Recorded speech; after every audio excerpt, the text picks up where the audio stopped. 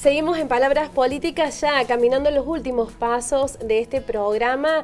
Queremos aprovechar la presencia del doctor Raúl Calvo Soler para hacer este planteo que realmente viene a revolucionar, me parece, lo que tanto necesitamos, que es esta mirada sobre cómo abordar la delincuencia en nuestro país, empezando por donde hay que empezar, por los jóvenes. Doctor Calvo Soler, hablábamos de que estamos en una época muy particular en Argentina, se vienen las elecciones generales el 25, los candidatos no paran de hablar de mano dura como solución de los problemas de inseguridad, no pasa por ahí el tema y está bien claro. A mí me parece que es, es una falta de respeto a la inteligencia de la ciudadanía pensar que esto se dirime en dos extremos, o mano dura, los encerramos a todos y tiramos la llave, o no los toquen, no se puede hacer nada. Digamos, la idea es muy sencilla. La respuesta desde el punto de vista de la mano dura no provoca una reducción de la delincuencia, pero es que además tampoco provoca una reducción de la delincuencia la impunidad del joven. Y este es un punto muy importante. El programa de justicia juvenil restaurativa, en contra de un imaginario colectivo que a veces aparece, no dice que con que el chico pida perdón ya estamos todos arreglados. No dice nada de eso, nunca se ha dicho eso. Lo que dice el programa es que la víctima tiene derecho a expresar cómo debe ser reparada y que el victimario tiene derecho a reparar aquello que hizo mal.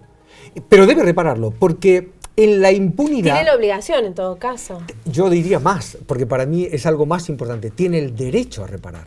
Yo creo que la reparación es un derecho. Cuando el chico aprende que metió la pata, cuando el chico aprende que tiene que estar responsable por lo que hizo, debe reclamar el ejercicio de su derecho a reparar a aquel al que dañó. Y ese es nuestro objetivo. Hay un viejo autor que dice que hay una distinción entre tener una obligación y sentirse obligado. Buscamos chicos que dejen de tener obligaciones externas de usted debe, y empiecen a sentirse obligados, a sentir la obligación de reparar y a exigir la posibilidad, como un derecho, de reparar por el error que cometieron. Pero imagino muchos padres preguntándose cómo se logra eso, porque más de un padre querrá lograr eso con sus hijos, porque también el rol de la familia en esto es importante. El rol de la familia, el rol de la escuela, el rol del barrio, el rol de la comunidad, hay muchos implicados y este es un punto muy importante. Pero déjeme que diga solo un detalle para dejar claro esto. No hay reparación en la impunidad y esto hay que dejarlo muy claro. El hecho de no responder frente a un chico que comete un delito no repara nada ni a nadie. Entonces, la filosofía restaurativa no sostiene que frente al menor que comete un delito no hay que hacer nada. Sostiene que no sirve solo el castigo como una respuesta, sino que hay que hacer algo más. Esto por un lado. Por el otro lado, a mí me parece que lo que busca la filosofía restaurativa es que volvamos a tomar conciencia del lugar que debemos ocupar cada uno de nosotros como comunidad, como escuela, como barrio, frente a la delincuencia. Y este es un punto que me parece muy importante. Lamentablemente yo creo que con el pacto jovesiano no solo cedimos nuestra posibilidad de ser violentos al Estado, sino que le hemos cedido todo. Y ahora tenemos un problema muy importante, porque necesitamos volver a ocupar espacios. Yo decía en la reunión del otro día, qué interesante cuando uno en el barrio se mandaba una cagadita y algún vecino decía, ¿pero qué estás haciendo, Raúl? Y de repente uno decía, bueno, es que yo... Pero había alguien alerta, alguien que se sentía comprometido para decir algo. Hoy no es lo que nos ocurre. Hoy las comunidades, los barrios, todos hay como un pedido de que la Fiscalía se ocupe, de que la Defensoría se ocupe, de que los otros se ocupen. La pregunta interesante es ¿qué podemos hacer todos en el trabajo frente a la delincuencia juvenil? Y el modelo restaurativo dice todos tenemos algo que decir. Por eso hay que llamar a la víctima. Por eso hay que lograr que la comunidad participe. Mire, un ejemplo muy característico de este tipo de situaciones es, por ejemplo, los casos de bullying. El aula, en las escuelas, cuando se detecta un chico que ha cometido un acto de bullying, ¿qué es lo que hacemos? Lo expulsamos y que se ocupe la próxima escuela. ¿Y qué pasa si no encontramos al victimario? Acabamos expulsando a la víctima porque no soporta la presión de la comunidad.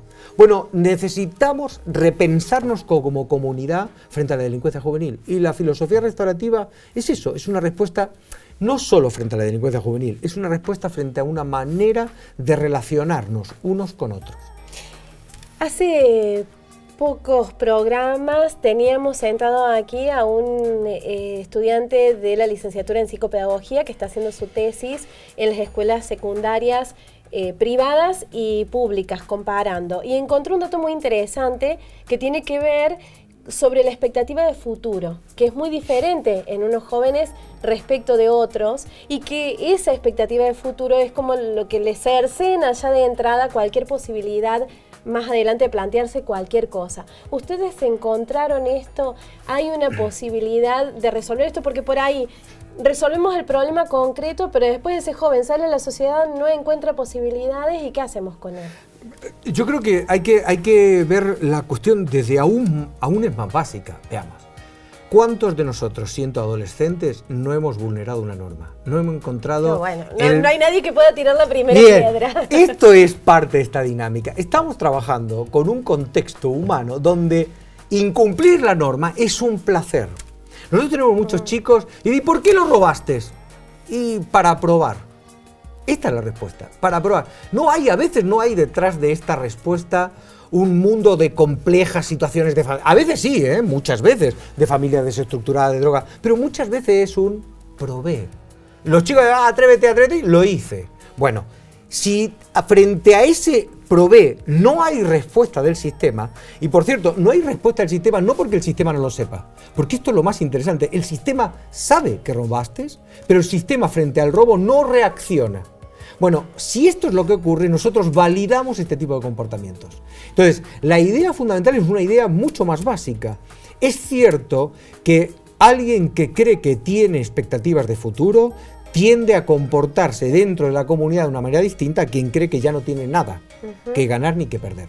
Pero por eso yo le decía antes que nosotros creemos que lo primero que hay que hacer es lograr que el chico esté dispuesto a repararse él mismo, a restaurarse él.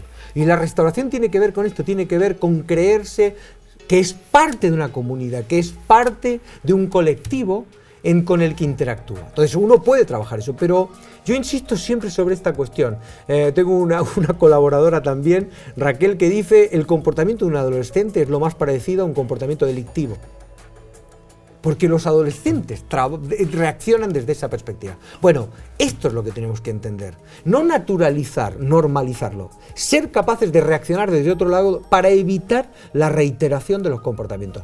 No validar el comportamiento delictivo, ni de un menor de 16, ni de un chico de 16 a 18 años, pero ser capaces de entender que necesitamos una respuesta que trasciende al castigo como un fin en sí mismo. Esto es lo que a mí me parece que es más importante. ¿Y cómo se hace? Bueno, eso requiere todo un proceso de intervención, pero puedo contar un caso como para que se entienda rápidamente cuál es el tipo de trabajo. En Barcelona, este es un caso de Barcelona, un chico... Los especialistas en este tipo de temas cuentan que hay un momento dramático de los chicos que es cuando empiezan a rodearse en pandillas. Cuando los chicos pasan a ser parte de una pandilla, el comportamiento delictivo está más cerca. Sí, el terreno es más fértil. Es más fértil, efectivamente. Entonces, este chico nunca había cometido un delito en Barcelona y finalmente, con un grupo del barrio, va a casa de un compañero del aula y le roban en la casa de este compañero. La policía investiga, los Mossos d'Esquadra investigan, pero no detectan, no descubren quién ha cometido el delito. Pasado el tiempo, el chico empieza a sentirse mal, tiene fiebre, sintomatiza su culpa y finalmente reconoce la comisión del ilícito. Confiesa que él ha sido. Ingresa al programa y se trabaja con el victimario y con la víctima, con el compañero al que le había robado cosas en la casa y con el victimario. Lo primero que es importante tener en cuenta es que cualquier acción reparadora debe ser del victimario. No sirve que el papá del victimario ponga dinero encima de la mesa y diga con esto lo arreglamos. No, claro. Es el victimario el que debe encarar la reparación. Bueno, hubo una conversación, hubo varias reuniones para entender que nosotros necesitamos que el victimario reconozca lo que hizo, se responsabilice por lo que hizo y ahí está dispuesto a reparar. Entonces hubo que trabajar con el victimario, pero también hubo que trabajar con la víctima. No hay cosa peor que ser víctima de un delito de estas características, porque la gente lo normaliza y no le parece preocupante. Con lo que está cayendo no te puedes quejar, la sacaste barata porque solo te robaron. Bueno, entonces nosotros empoderamos a la víctima para que se sienta víctima y para que pueda participar. A veces se juntan a los dos, a veces se trabaja por separado. Esto depende de cada uno de los casos, porque la justicia restaurativa no es mediación. Este es un punto muy importante. A veces hay mediación y a veces no lo hay. Haciéndola muy rápida, el operador finalmente pactaron que como el victimario era muy bueno en una asignatura donde la víctima le estaba yendo muy mal, el victimario se comprometía a que pasaría 2 veces por semana a la casa de la víctima a ayudarle con esa asignatura. Qué genial. Entonces, desde este punto de vista, es el victimario el que se compromete con esta cuestión. Y yo siempre recuerdo un viejo medio chiste de un famoso administrador de empresa que decía que hay una distinción importante entre participar y comprometerse. Y él decía, en el plato de huevos con bacon, la gallina participa, pero es el chancho el que se compromete. Bueno, yo creo que cuando nosotros le pedimos al chico restaurar, le pedimos que se comprometa. Le pedimos, no que participe, le pedimos que se comprometa en el proceso. Totalmente claro. Ese es el tema. Lo tengo que despedir, a pesar de que nos quedaríamos charlando, pero quiero quedarme tranquila, esto se va a implementar acá en Río Cuarto. Bueno, eso ya no depende de mí.